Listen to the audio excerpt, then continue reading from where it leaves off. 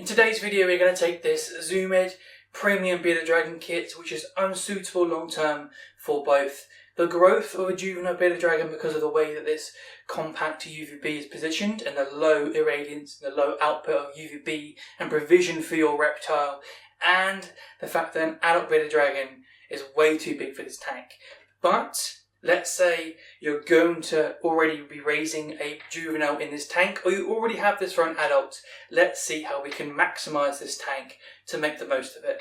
I'm not going to judge you for your finances and your situation. If you've already got this tank and you're already using it and you've already spent nearly $300 on this and you're locked in for a while, I'm going to help you maximize and make the most of this tank, at least until you can eventually change the situation for your dragon. If you haven't watched me set up this tank and review it and talk about the readouts of like the outputs of these lamps and the irradiance and why it's inappropriate, you do want to watch that because it will show you why just having it like this isn't good enough. That being said, let's crack on. So I'm going to remove this. I'm going to pop that to the side.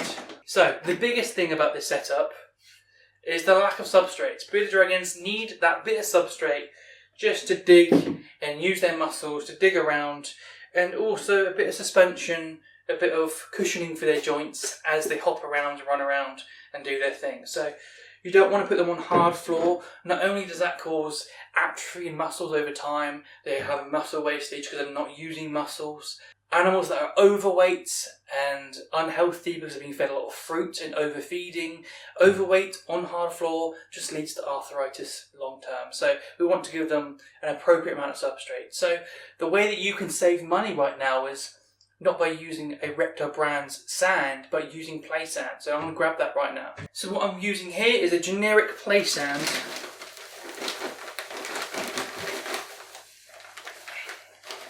That you can get from hardware stores. Obviously I am UK centred, so this brand is probably not what you're going to find, but play sand in general is made and designed for kids to play in it. So it's tumbled and the particulates are rounded off so that it isn't abrasive and sharp. So when it does go in kids' eyes, or they swallow it, or it gets under their nails, it isn't as abrasive as say like builder's sand or something like that. So it's already been rounded off. It's already very, very safe. People use play sand for every reptile under the sun. It's a common thing. Many of us mix play sand with topsoil and do our own mix. But sticking with the sand, what we're going to do is I'm going to add this sand to this sand to bulk it up. So my play sand here is a little bit wet and it's not bone dry like the Repti sand came in this kit, but it's not an issue. Humidity for bearded dragons isn't a major issue as long as there's appropriate airflow. And they're not sat in moist, wet constantly. This will dry out over time. When you've got all your lamps on, like I'm going to show you in this video, don't worry about it.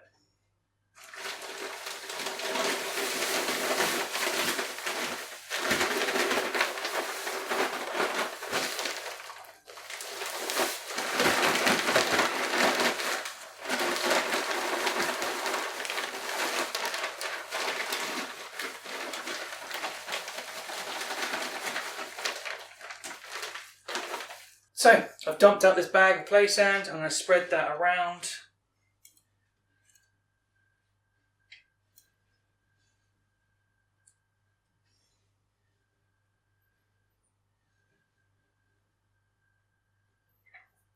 It's clumpy and whatnot for now, but as this dries, particles will fall away from these clumps and it will flatten out, and as your bearded dragon walks around, it's all going to level out eventually over time. So you don't have to worry about being like all patting it down and stuff, don't worry about it. So what this is going to do is give our bearded dragon just that cushioning on its joints. This is, I'd say, what, 1.5 inches, nearly 2 inches deep in some places, but that will level out across the board over time. So that bag of play sand to me was £2.99.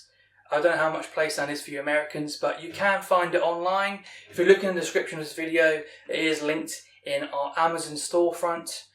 We're not selling products, I just collect it in a list for you to find, and products that we actually recommend. But once that's in, I'm going to just wash my hands and we'll get back to it. So the next part of this is fixing the issue with decor. So what you want to do is add some sort of log or something to add a platform for the bearded dragon to get up higher to bask on. I don't know if you've got a juvenile or an adult, and how I would set up juveniles and adults is slightly different. So in the wild, juveniles will sit in a bush and perch and hold on and sit almost arboreally on a twig, and will sit there hidden and cryptic, wait for a bug to walk past, jump down, devour that bug, and go up to their hiding positions. Adult bearded dragons want to see open space. They want to see for miles around them, so they want to get up high.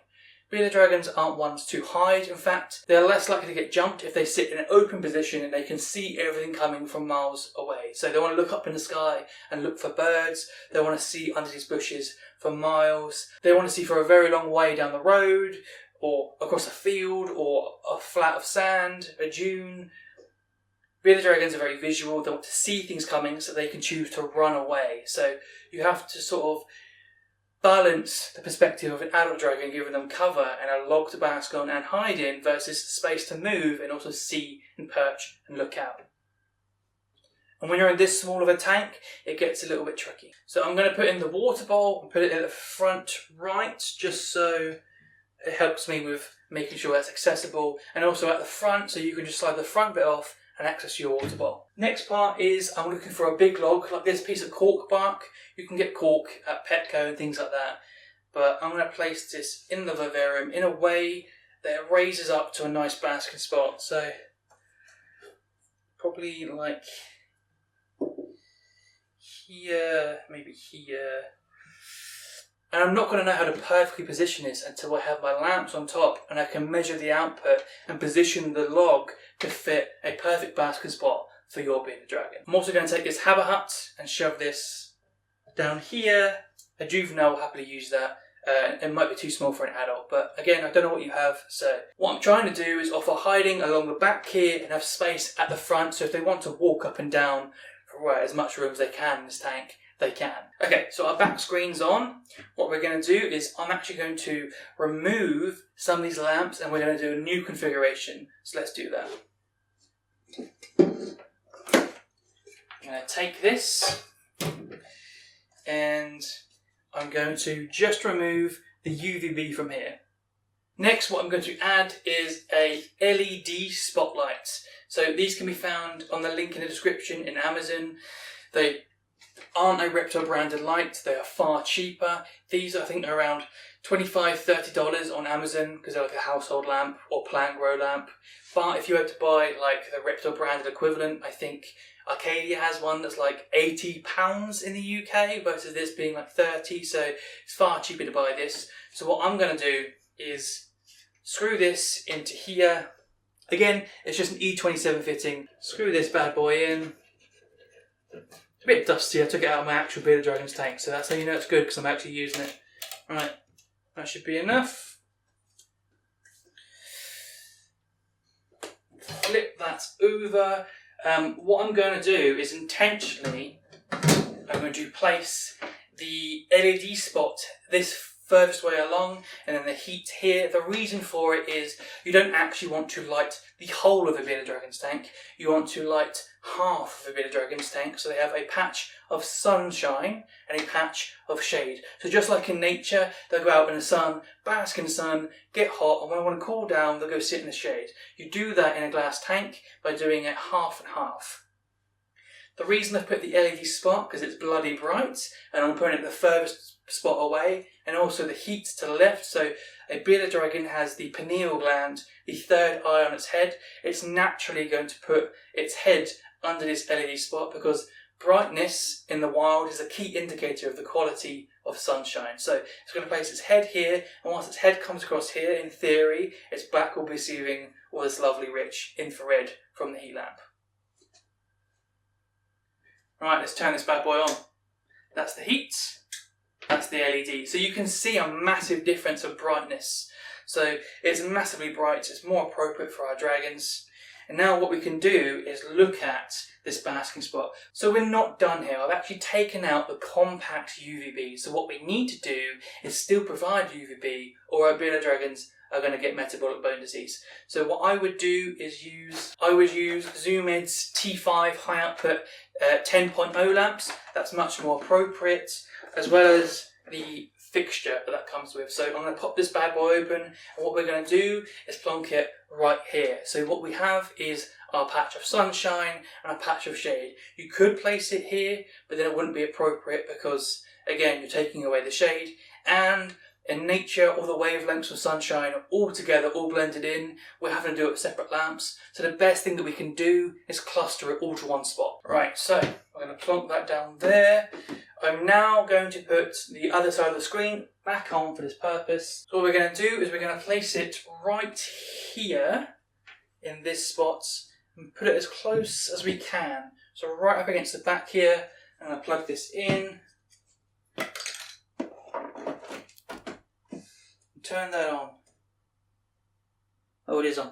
Okay, so now we have a problem because we can't access this tank without taking the screen off. We can't measure the output without messing around, moving lamps, taking the screen off.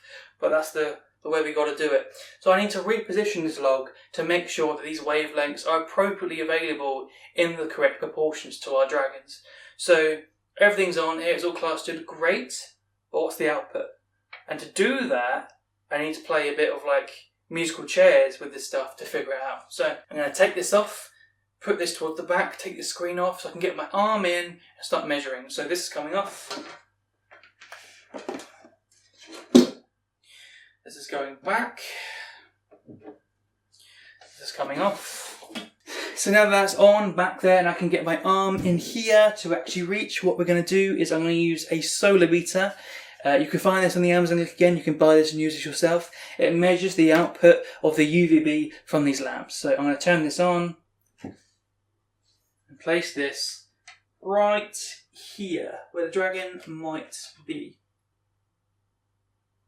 So at that spot, right here, we're getting a UVI of 3.7. So that is actually enough for a bearded dragon to get appropriate levels of vitamin D and then metabolized calcium. So that is where we need to raise things for our bearded dragon to actually get up and receive the appropriate UVI. So I've dragged this forward so that the raised bit is where the UVB is going to be. But now I've got the problem. I've got this gap at the back and I need to raise that for the basking and lighting. So what I'm actually going to do is take this habitat and plonk it in that gap just to raise it slightly so our dragon can get higher for the light that's at the back here.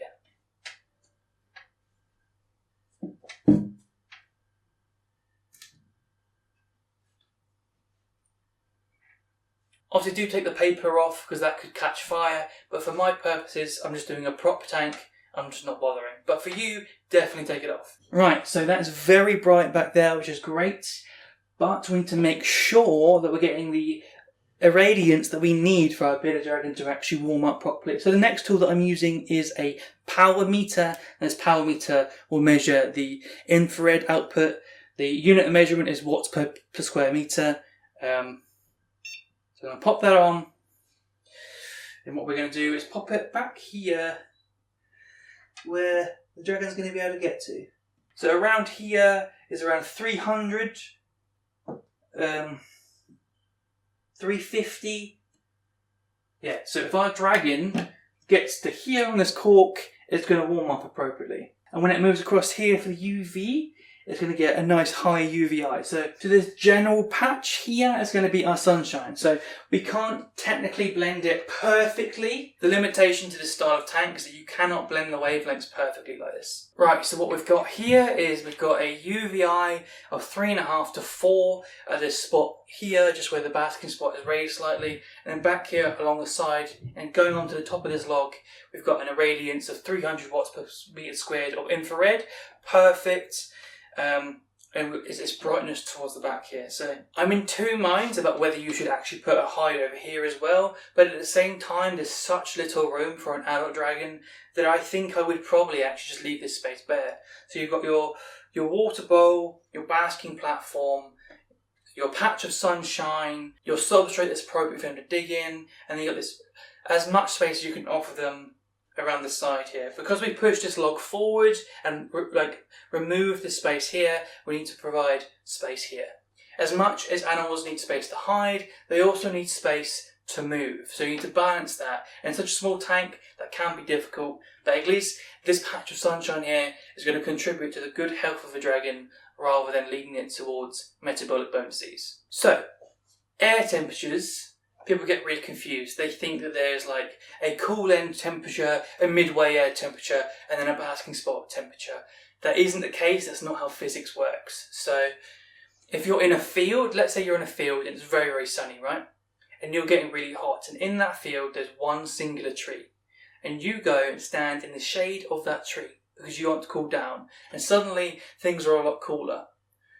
The reason for that isn't because the air temperature has changed from here to here, as you've moved from under sun, out of sun. Radiation, no radiation, and that is the same in an enclosure. So the air temperature in a field does not change across the board. So in a tank, it doesn't change also. So when people are saying that there's a cool end temperature, a midway temperature, and then like a warm side temperature, all they're doing is moving their thermometer and seeing how much they can warm it up. Because you have lights directly onto a thermometer, eventually the photons hitting that plastic is going to warm it up and make it read a reading that's elevated above the actual air temperature of the tank. So in reality, this can be made very simple. You have to measure your basking spot and the output of the lamps, and then just worry about the air temperature in there. There is one air temperature. There's no midway, cool end. It's just one air temperature. It's a fallacy, essentially. And that leads me to our thermometers. So if you're using your analog gauges that come with the kit, what I would do is actually place them on the glass here. So rather than what the instructions actually say, don't put it on the heat side, because all then you're measuring is how much you can heat the thermometer up with the lamps. You want these thermometers to actually read the air temperature in that enclosure. By putting it in your shady side, what you're actually measuring is the ambient air temperature that this thermometer is getting to.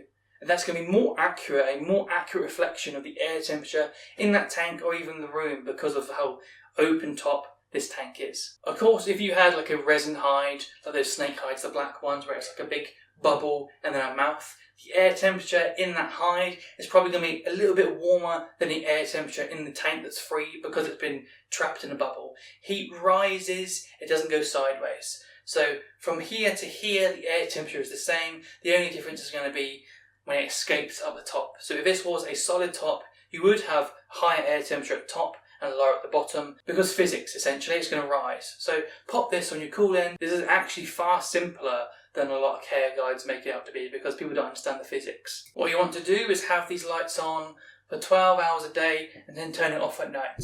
Now, if your house is extremely freezing, you might need to put like a ceramic or like an underpad heater in the cool end set to sort of like 15 degrees Celsius.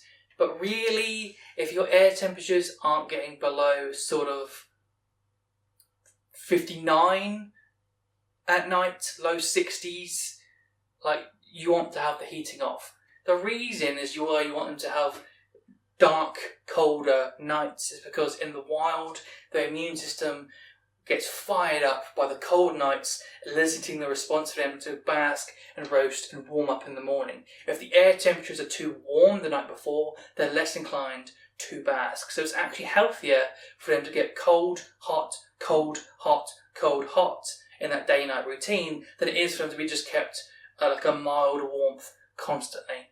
So as long as your house isn't freezing at night, let it all turn off at night. Just get a wall timer, plug it to the wall, set your electrics up onto that timer, turn it off at night. Easy peasy, saves your electricity, healthy for the dragon. Why wouldn't you do it? This will get you to a stage if your dragon can actually bask appropriately. It's got a tiny amount of room. For a juvenile, you can actually like put some more stuff in here, some climbing opportunities, some branches and stuff. If it is small, and then it can actually use the spaces in between, but if you've got an adult dragon in here, you really need to give them some space. So this isn't pretty. This isn't like gorgeous and bioactive and there's plants everywhere. But the fact of it is, it's too small for an adult dragon. So if you put an adult dragon and you start putting potted plants everywhere, great, it's pretty, but a dragon can't move. So unfortunately, you need to maximise what you've got here, and that's providing some space and providing basking that's appropriate for your dragon. Just for the purpose of showing how small this tank is, I'm going to place Nugget, my female bearded dragon, in this tank. Come on then, love.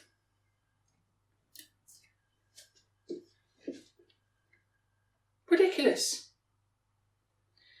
What's she gonna do? Turn around in a circle? Like, so if you have a bearded dragon in this kit and you've just bought this kit, this is how you can set it up to at least be semi-decent, so that it's not going to keel over. But long term, as you can see, this dragon is way too big for this tank, and that doesn't even include like an adult male. An adult male would be far bigger than my female here Nugget, so an adult dragon really does need bigger than this tank. If you want to see how I set up my big bearded dragon enclosures and how I decorate those and how I think about how to set them up based on wild observations and data from the wild, then check out this video right here.